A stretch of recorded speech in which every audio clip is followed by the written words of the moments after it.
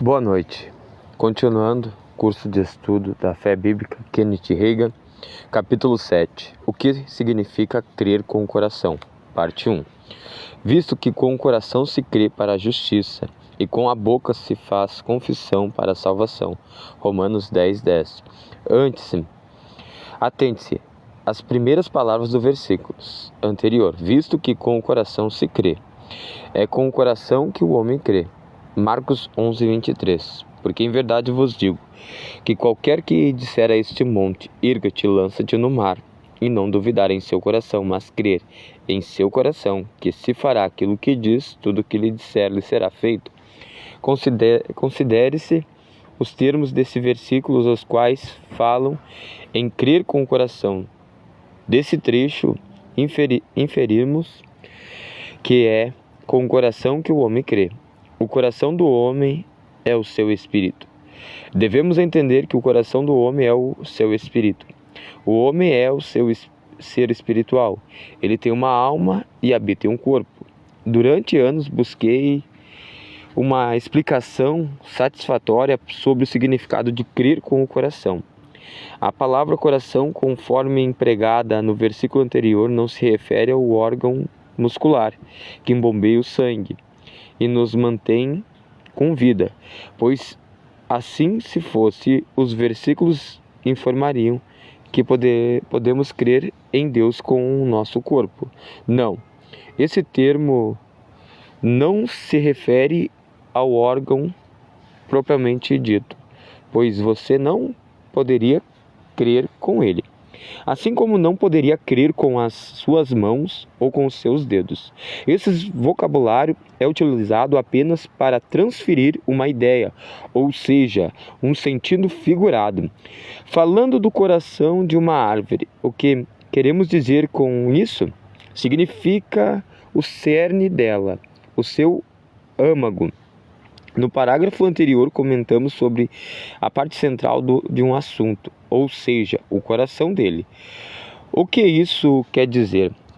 O coração de um assunto refere-se à parte mais importante do mesmo, a sua essência. O ponto principal ao redor do qual gira todos os restantes. Quando Deus fala do coração do homem, na verdade, ele se refere à parte primordial do indivíduo, ao amago do seu ser, que é o seu espírito. O homem é um ser espiritual, ele possui uma alma e habita em um corpo. 1 Tessalonicenses 5:23. E mesmo Deus de paz vos santifique em tudo, e todo o vosso espírito, alma e corpo seja plenamente conservado, irrepreensível para a vinda do nosso Senhor Jesus Cristo. Vejamos o trecho inicial do versículo anterior, no qual Paulo disse: e o vosso espírito, alma e corpo. Observe que o apóstolo citou em primeiro lugar o coração do homem, que é o seu espírito. Em muitas passagens da Bíblia, a palavra coração e espírito pode ser substituída pela outra. Sabendo que o homem é um ser espiritual porque ele está na mesma categoria, classe de Deus, o homem foi criado à imagem e semelhança do Senhor. Gênesis 1:26. Jesus disse: Deus é espírito. João 4:24. Não é o homem físico que é a imagem do Altíssimo, pois a Bíblia diz que Deus não é homem. Números 23:19. Lembre-se de que há um homem interior e exterior. No Evangelho de João, Jesus disse a Nicodemos: na verdade te digo, que aquele que não nascer de novo não pode ver o reino de Deus. João 3:3. Nicodemos, que somente conseguia pensar em coisas naturais, perguntou a Jesus: como pode um homem nascer sendo velho? Porventura pode tornar a entrar no ventre da sua mãe e nascer? João 3:4. Veja como Jesus respondeu. João 3:6. O que é nascido da carne é carne, e o que é nascido do Espírito é Espírito. O novo nascimento é uma recriação do espírito do humano. Observe o que o apóstolo Paulo declarou na carta aos Romanos: porque Deus, a quem sirvo em meu espírito, Romanos 1:9, considere também o que Jesus disse à mulher junto à fonte de Samaria. João 4:24. Deus é espírito, e importa que os que o adorem em espírito e em verdade. Nesse versículo, o trecho em espírito se refere ao espírito humano e não ao Espírito Santo. Não podemos contatar a Deus com o nosso corpo, nem com a nossa mente. Apenas conseguimos entrar em contato com Ele por intermédio da nossa alma. Portanto, devemos adorá-lo pelo nosso espírito ou coração. Romanos 2, do versículo 28 ao 29, porque não é judeu o que é exteriormente, nem é circuncisão o que é exteriormente, na carne, mas é judeu o que é no interior, e é circuncisão o que é no coração, no espírito, não a letra, cujo louvor não provém dos homens, mas de Deus. A palavra coração e espírito usada nessa passagem tem o mesmo significado. Veja uma parte do versículo 29, circuncisão, a que é do coração, no espírito. O apóstolo se refere ao espírito humano, que, de acordo com esse trecho, é sinônimo de coração. Na primeira carta aos Coríntios, a Bíblia faz uma diferenciação entre o espírito e a mente do homem. Observe, porque se eu orar em línguas estranhas, o meu espírito ora bem, mas o meu entendimento, mente, fica sem fruto. 1 Coríntios 14:14. O seu espírito não é a sua mente. Qualquer pessoa que fala em línguas deve saber disso, pois não fala em línguas por meio da razão. Sabemos de onde procede esse dom do âmago do nosso ser, do Espírito Santo, em nossa alma. Ainda na primeira epístola aos Coríntios, lemos: que farei, pois? Orarei com o Espírito, mas também orarei com entendimento. Mente. 1 Coríntios 14, versículo 15. Em outras palavras, Paulo estava dizendo que o espírito do homem é o âmago, distinto e separado da sua mente. Homem interior versus homem exterior. Analisemos outro trecho das Escrituras. Quero simplesmente deixá-lo ciente de que você é um ser espiritual, que possui uma alma e habita em um corpo. Hebreus 12, versículo 18 ao 23. Porque não chegaste ao monte palpável, acesso em fogo, e à escuridão, e às trevas, e à tempestade, e ao sonito de trombeta, e à voz das palavras, a qual os que ouviam pediam que eles não falasse mais, porque não podiam suportar o que eles se mandavam. Se até os animais tocar o monte, será apedrejado. É tão terrível era a visão que Moisés disse: estou todo assombrado e tremendo. Mas chegaste ao monte Sião, e à cidade de Deus vivo, a Jerusalém celestial, e aos muitos milhares de anjos, à universal assembleia e igreja dos primogênitos, que estão escritos nos céus, e a Deus, o juiz de todos, aos espíritos dos justos, aperfeiçoados.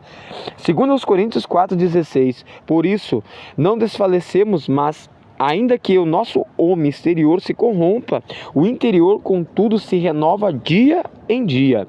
A Bíblia especifica a diferença entre o homem exterior e o interior.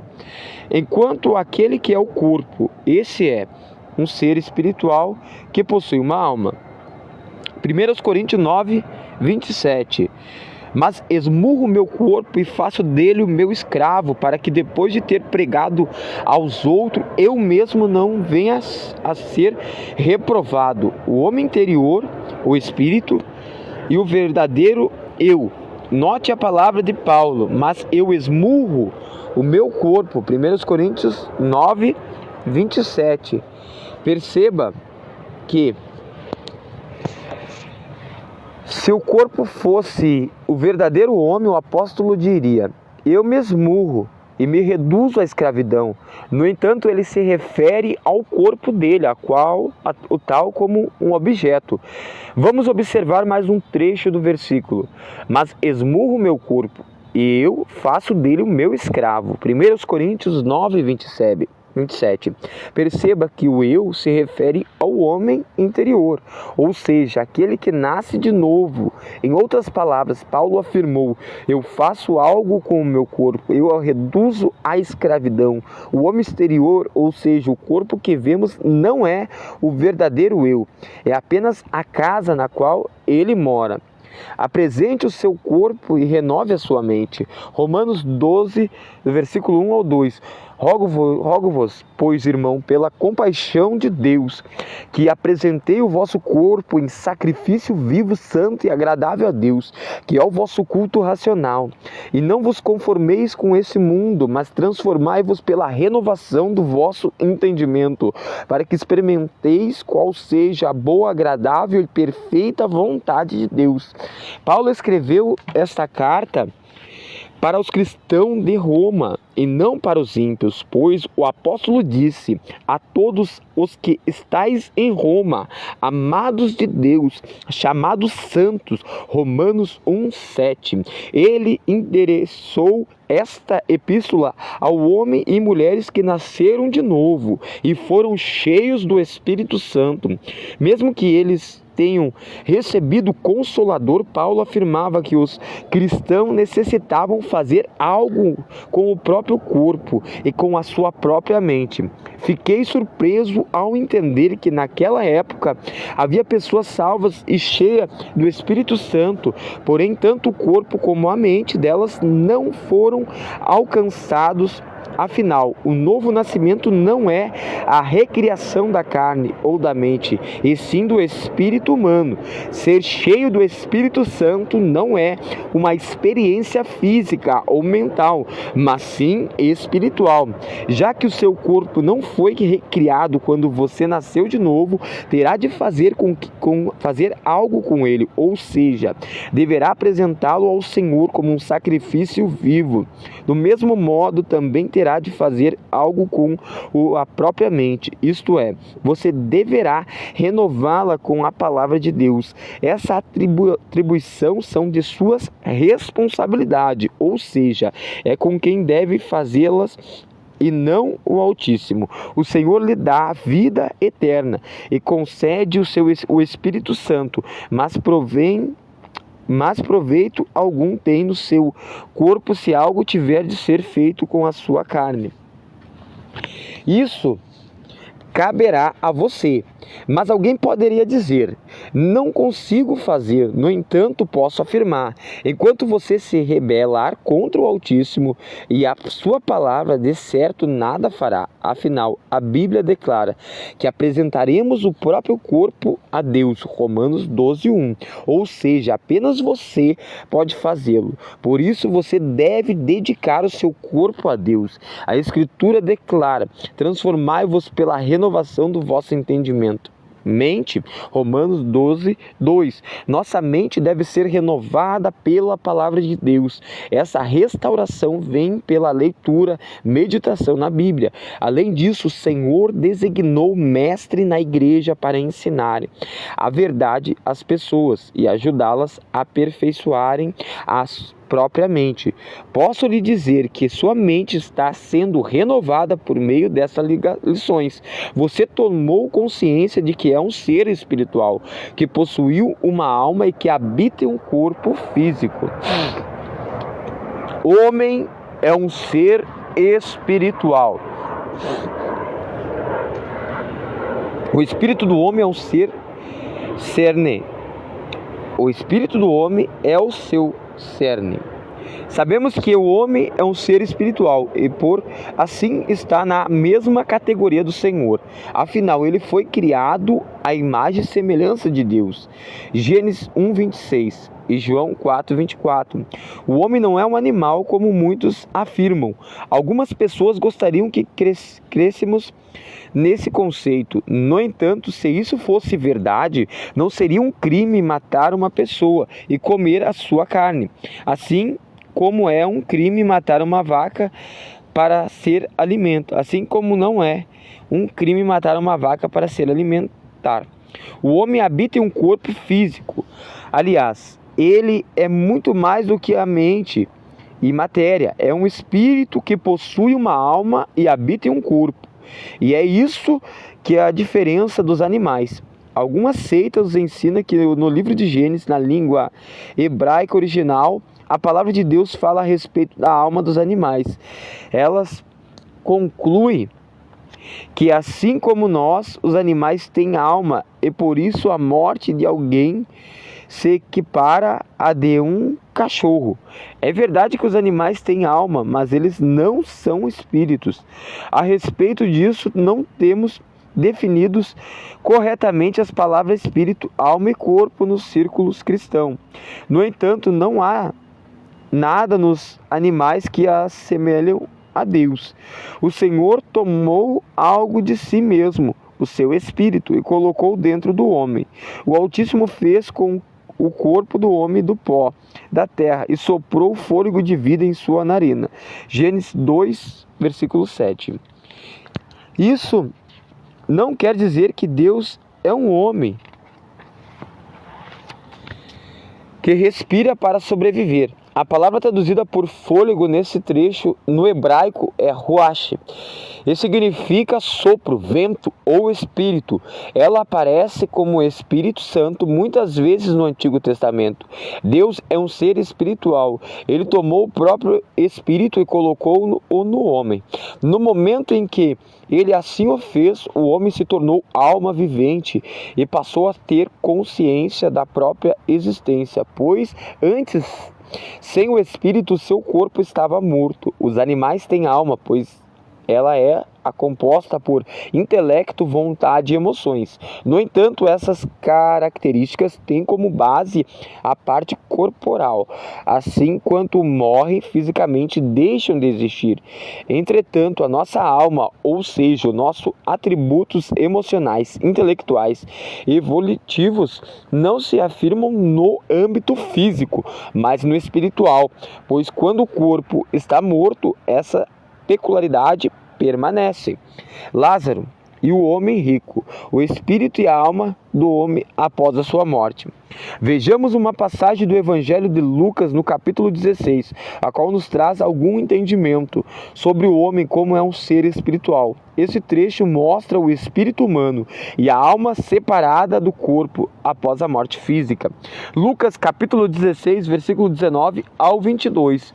Ora, havia um homem rico e vestia-se de púrpura e de linho finíssimo, e vivia todos os dias regaladas e esplendidamente.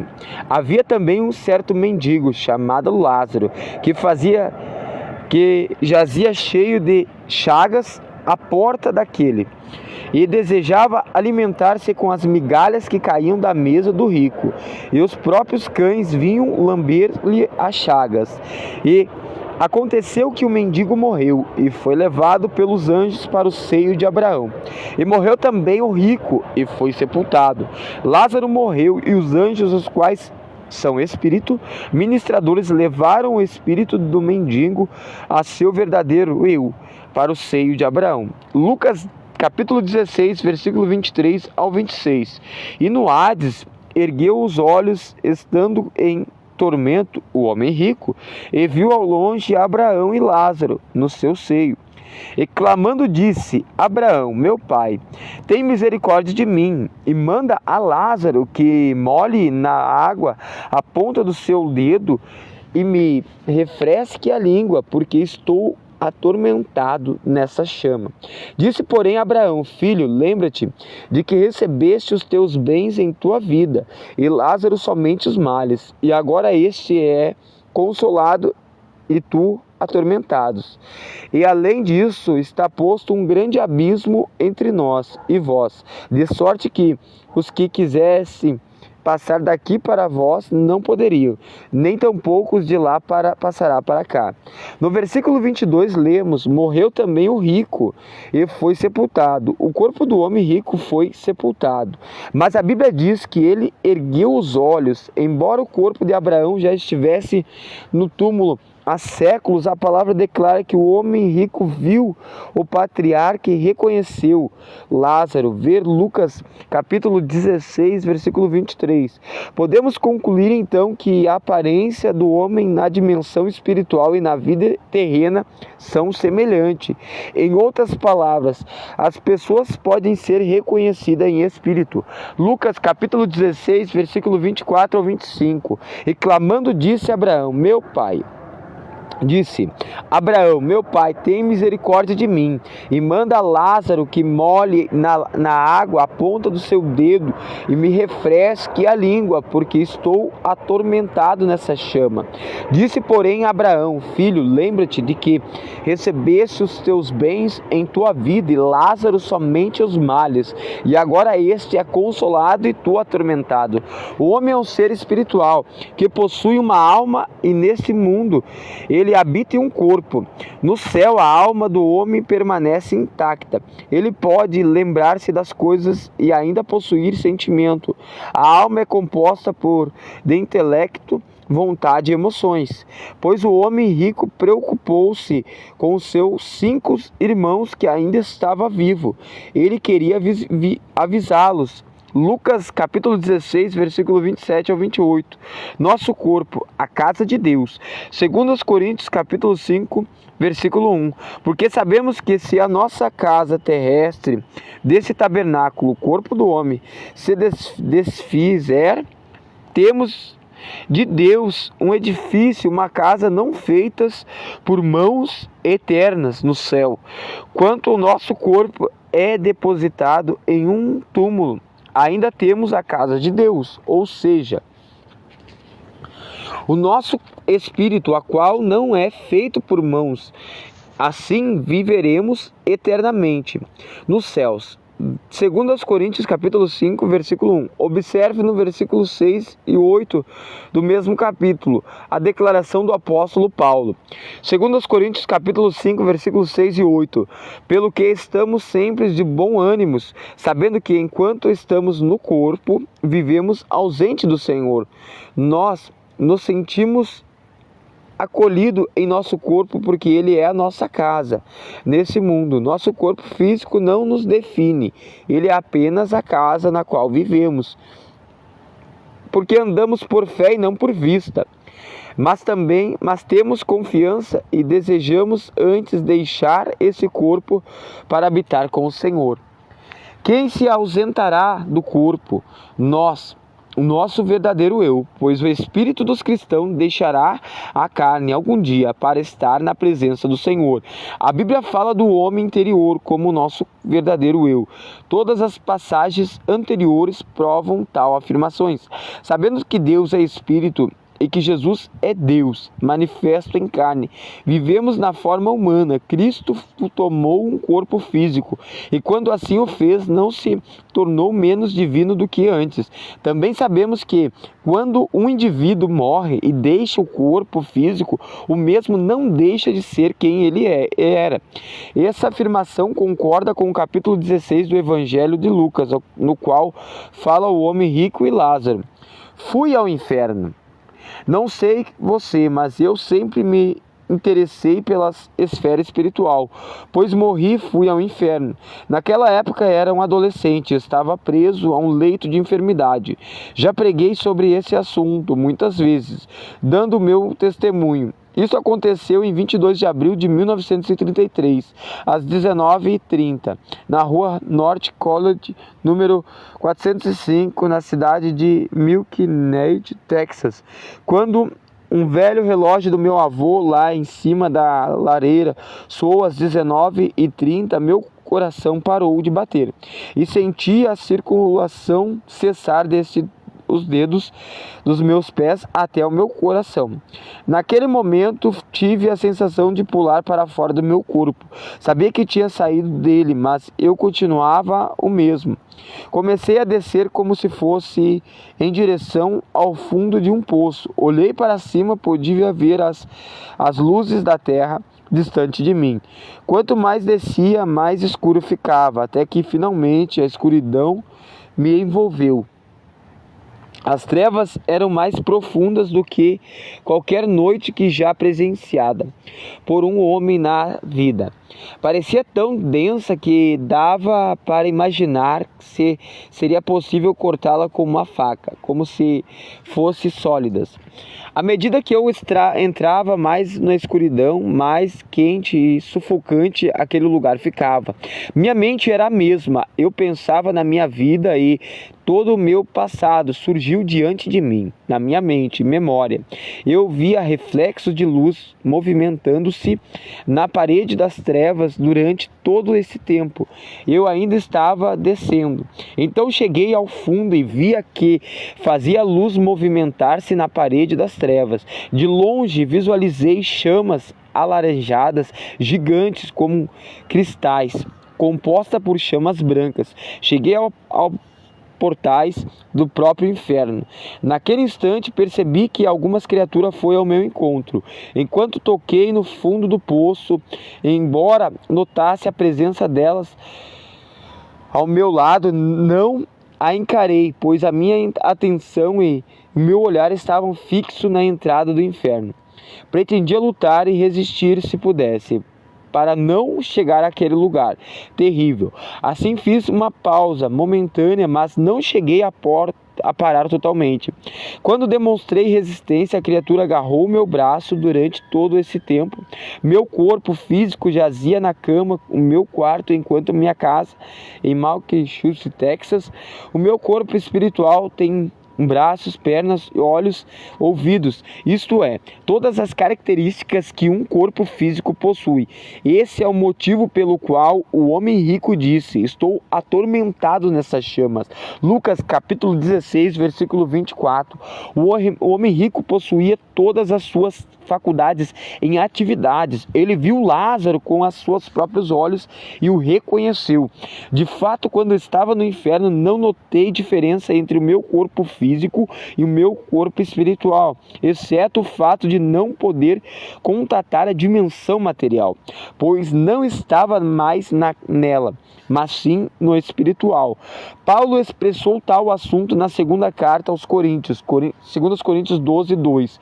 Conhecendo um homem em Cristo que há 14 anos, se no corpo não sei, se fora do corpo não sei, Deus o sabe, foi arrebatado até o terceiro céu. O apóstolo disse que foi arrebatado ao paraíso e que ouviu palavras inefáveis, que ao homem não era lícito falar, 2 Coríntios capítulo 12, versículo 4.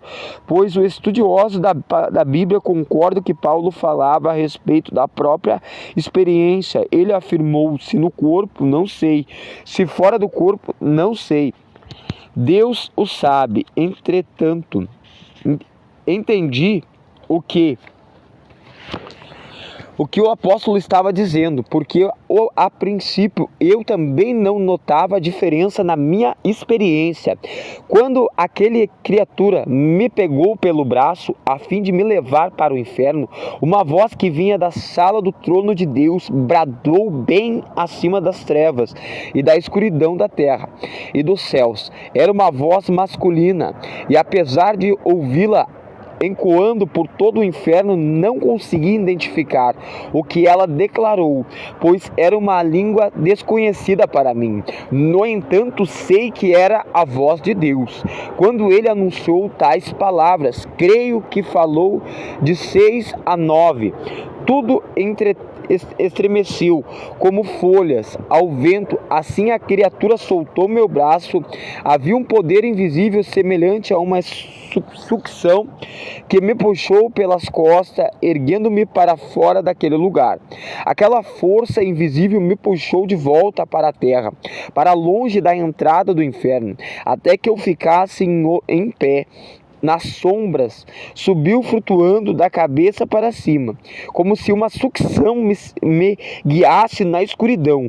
Antes de chegar à parte superior, eu já conseguia enxergar a luz eu havia descido a um buraco parecido como um poço, no qual podia ser ver a luz de cima. Fui para no terraço da minha avó. Nós vivíamos em uma daquelas moradias antigas, com um terraço ao redor de toda a casa. Subi pelo lado sul e pude ver a cadeira balançando de vovó, assim como nos cedros gigantesco de um jardim. Fiquei em pé no terraço só por um segundo.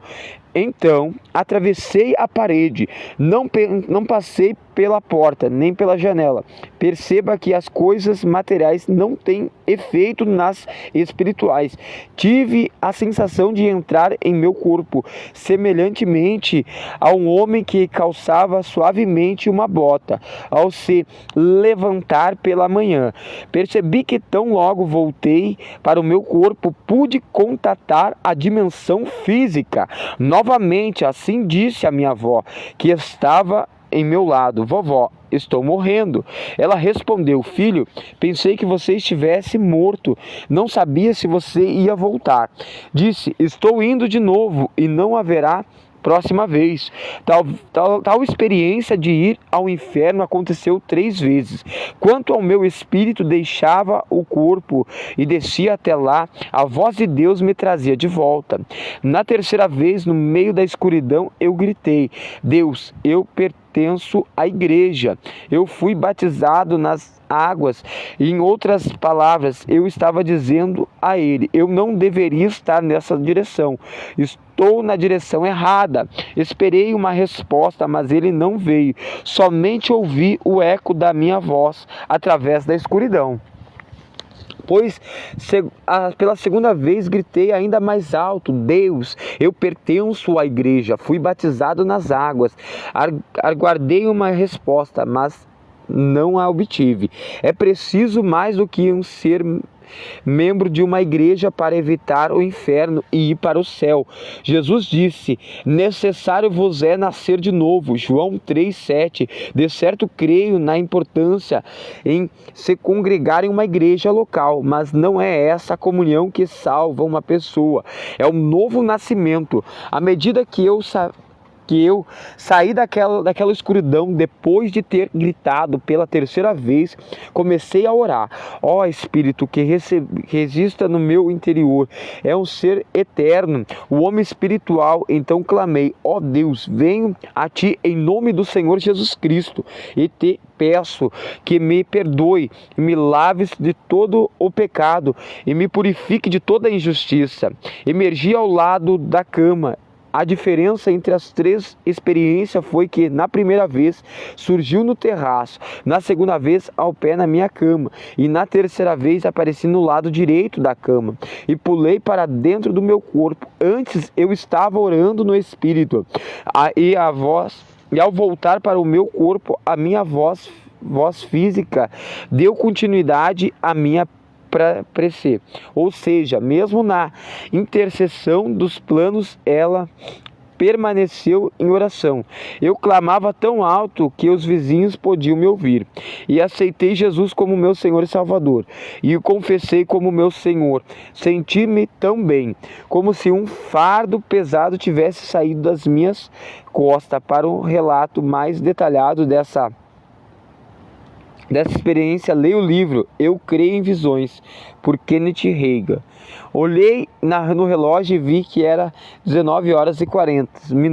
Foi nesse instante que nasci de novo, pela misericórdia de Deus, lá para o céu.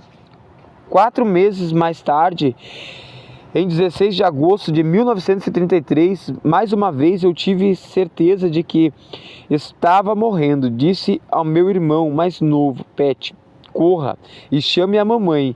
Rápido, estou morrendo e quero dizer adeus para ela. Ele saiu do quarto feito um foguete. assim que mamãe chegou, tive a mesma sensação de sair do meu corpo, mas naquela época eu já era salvo. Então, daquela vez, quando deixei o meu corpo e comecei a subir, a nossa casa tinha uma arquitetura antiga, como um telhado alto, e quando cheguei até ele, cerca de 5 metros acima da minha cama, minha mente subiu, cessou e parecia que eu estava em pé ali. Tinha plena consciência de que tudo o que estava acontecendo. Ao olhar para trás, visualizei o meu corpo deitado na cama e minha mãe encurvada sobre ele, segurando a minha mão. Depois ela me contou que tinha apertado a mão dela, como uma convulsão mortal. Contudo, tendo deixado meu corpo e nem podia falar, me despedi dela. Olhei para cima e ouvi uma voz masculina. Não vi que era, nem sabia se era Jesus ou se era um anjo, mas tinha certeza de que se tratava de um emissário dos céus. Daquela vez, a voz não falou em uma língua desconhecida, mas fez uma declaração no meu idioma, dizendo: volte, volte, você não pode subir ainda, pois o seu trabalho na terra ainda não terminou. Quando aquela palavra foram pronunciada, comecei a descer e voltei para o meu corpo. Ao retornar, falei: mamãe, não vou morrer agora. Ela pensou que eu fosse morrer naquele instante, porém a minha intenção era explicar que viveria uma vida inteira, a fim de realizar as obras e a vontade do Senhor. Mesmo assim, permaneci 12 meses acamados antes de receber a minha cura. Isso porque, embora fosse da vontade de Deus que eu vivesse, Ele não abriria uma exceção ao meu favor. Em outras palavras, tive de receber a cura pela fé, como qualquer outra pessoa, pois demorei 1 ano para entender a palavra de Deus a respeito desse assunto. Após essa experiência, ainda fiquei doente por muitos meses, esperando que o Altíssimo me restaurasse, mas Ele não o fez. Se você estiver esperando que o Senhor o cure, Ele não o fará. Você está perdendo seu tempo, pois o Altíssimo já lhe deu a vitória gratuitamente, e por isso é Ele quem fica aguardando a pessoa tomar posse da bênção. Se você ler a palavra de Deus e meditar nela, alcançará a cura, ou seja, receberá o que Deus já realizou em seu favor. Você consegue perceber o motivo no meu interesse no tema fé e cura? Muitas teorias são transmitida em vez de fatos bíblicos. Entretanto, ensino algo que funciona, a palavra santa de Deus.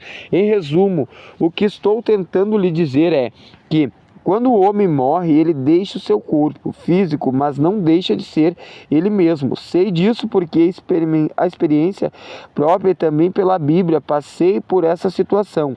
Assim como ocorreu com o homem rico e Lázaro, evidenciado em Lucas capítulo 16. A morte física é a separação do corpo. Podemos ver no trecho a seguir que quando um homem morre, ele deixa o seu corpo físico. Segundo aos Coríntios capítulo 5, versículo 8. Mas temos confiança e desejamos antes deixar esse corpo para habitar com o Senhor. Filipenses capítulo 1, versículo 21 ao 24. Porque para mim o viver é Cristo e o morrer é ganho. Mas se o viver do homem interior, na carne, no corpo, me der fruto na minha obra, não sei então o que deve escolher. Mas se ambos os lados estou em aperto, tendo desejo de partir, estar com Cristo, porque isto é ainda muito melhor. Mas julgo mais necessário, por amor de vós, ficar na carne. Paulo declara: porque para mim o viver é Cristo e o morrer é ganho. Mas julgo mais necessário, por amor de vós, ficar na carne. Filipenses capítulo 1, versículo 21 e 24. Em outras palavras, a Bíblia diz que quando um cristão morre, ele deixa o seu corpo físico e vai glória do Senhor. Somente podemos entender Deus e as coisas dele pela sua palavra. É impossível conhecê-lo por meio de razão humana ou da nossa mente. O Altíssimo apenas se revela ao homem pelo Espírito. Não estou me referindo ao Espírito Santo, e sim ao espírito humano. É ele quem contata o Senhor, por Deus e é espírito. Provérbios 10, 27, João 4, 24.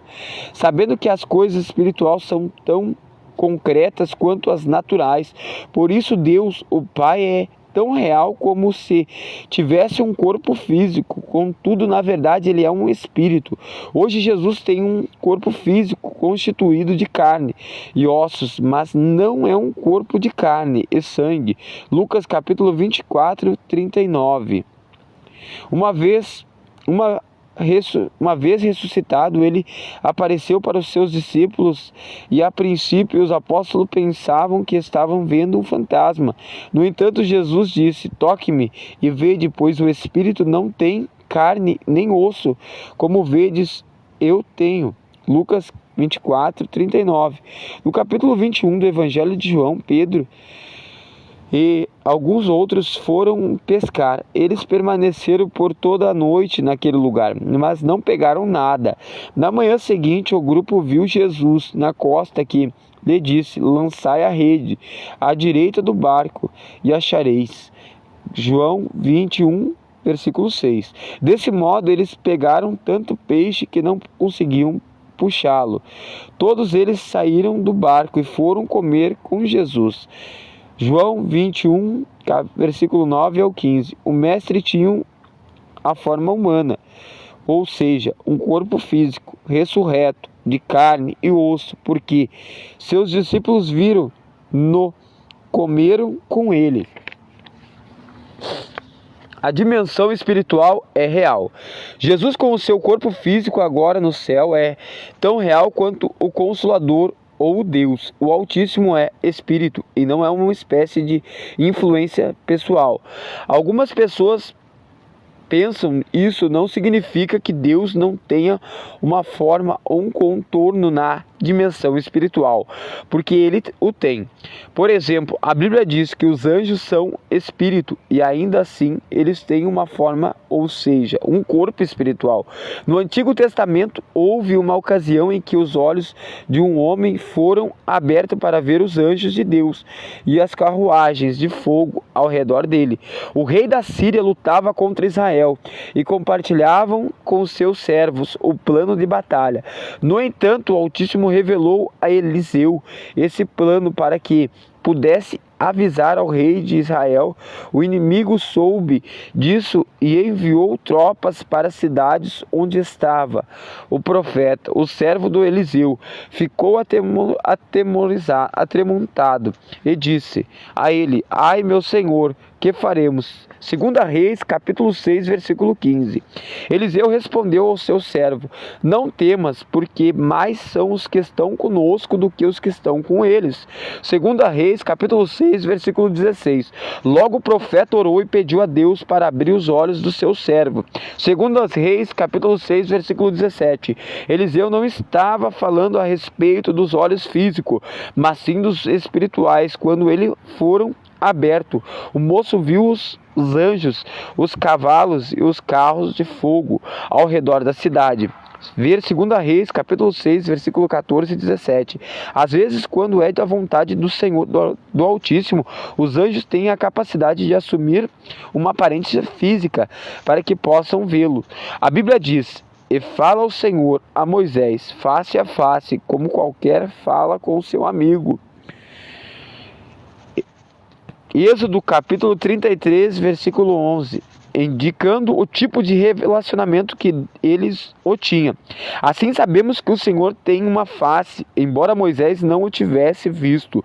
Deus disse a ele, e disse mais: não poderás me ver a minha face, porquanto o homem nenhum verá a minha face e viverá.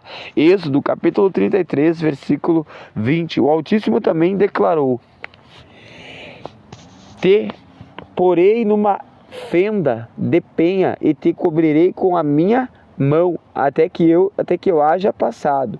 E havendo eu tirado a minha mão, me verás pelas costas, mas a minha face não verás. Êxodo capítulo 33, versículo 22 ao 23. Deus é espírito, mas ele é tão real quanto se tivesse um corpo físico. Jesus, como seu corpo físico, está no céu. Hebreus capítulo 1, versículo 3. Mas isso não faz dele mais legítimo do que o Espírito Santo ou do que o Deus Pai. As coisas espirituais são tão concretas que, em alguns casos, podem ser mais verdadeiras do que as materiais. O homem encoberto no coração é o homem verdadeiro. O homem coberto no coração, conforme o espírito humano é chamado no texto de 1 Pedro 3,4, é de fato eu verdadeiro, porque diz respeito à sua parte eterna. O homem interior, ou seja, o espírito, é chamado do homem encoberto. Ele está oculto para o homem natural, que não necessariamente quer ser submeter ao homem interior. Romanos capítulo 8, 7. Mesmo que esse seja o seu eu verdadeiro. Na realidade, os cristãos precisam de uma nova psicologia que vai além da mente humana. Deveriam chamá-la de espiritologia, porque a psicologia somente trata com a operação da mente do indivíduo por meio do sentido físico. Os livros de psicologia são constantemente alterados, porque tem como base o conhecimento natural e as teorias mundanas. Por outro lado, a espiritologia seria um estudo do espírito humano. Na carta de Romanos, capítulo 7, versículo 22, o espírito do homem é chamado do homem interior. O verdadeiro homem é o espírito. Ele possui uma alma e habita em um corpo, como seu espírito. O homem contata a dimensão espiritual com a sua alma e intelecto e emocional e com o seu corpo, a física. Encerramos o capítulo 7. Que Deus abençoe.